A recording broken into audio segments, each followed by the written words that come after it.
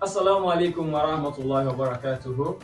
Welcome to episode 19 of Shifāun wa Rahmah, Healing and Mercy.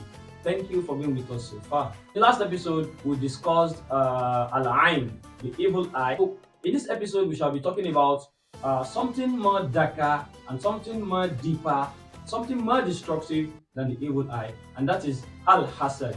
In this case, this is not just someone liking what you have or liking what Allah has blessed you with. Rather, this is someone wanting and deeply wishing that what Allah blessed you with gets away from you.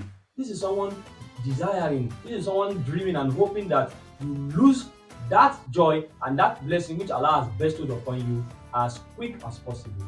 Subhanallah. This is the concept of hasad. This is the concept of envy. Rasulullah sallallahu alaihi wasallam described envy as a burning fire.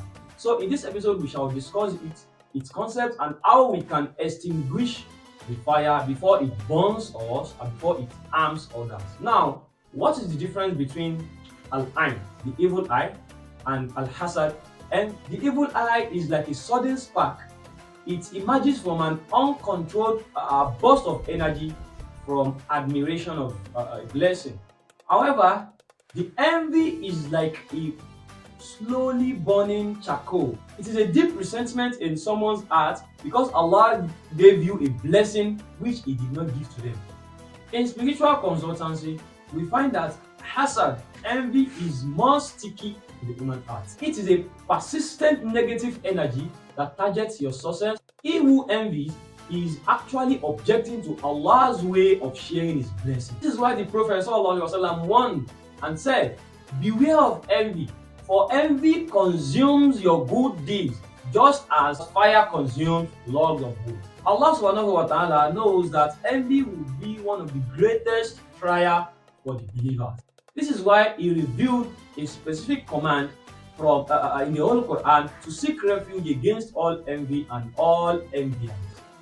He said in Surah Al-Falaq, وَمِن شَرِّ حَاسِدٍ إِذَا حَسَدَ. I seek refuge from you, Allah, from the evil of the envier when he envies. Notice that the verse says when he envies. This tells us that the harm from envy occurs.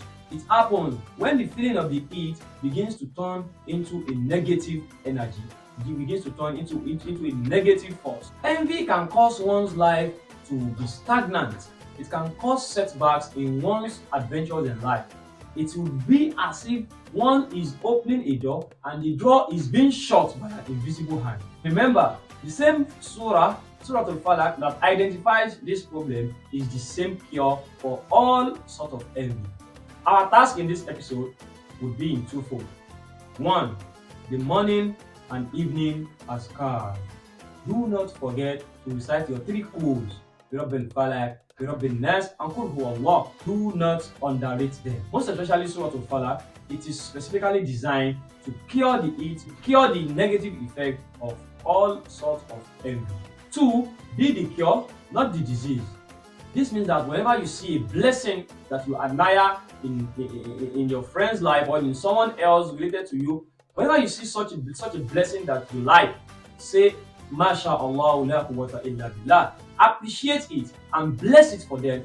Say, may Allah bless this blessing for you and may Allah grant me from His bounty. By praying for them, you have killed the fire, the heat of envy in your heart before it can even harm you or harm them. Fire cannot burn when there is no fuel. When your heart is full of dhikr, when your heart is full of remembrance of Allah, when your heart is full of contentment, then the envy of others finds no place to sit in your heart. Inshallah, in our next episode, we shall be looking at the concept of jinns. Inshallah. Till then, do well to like our videos. When you come across them on social media platforms, like them, share, and comment. Also, don't forget to follow us on X and TikTok at Quran News Hub. I remain Ahmad Al Badawi, and this is Shifāun wa Rahmah. Ma'as salam.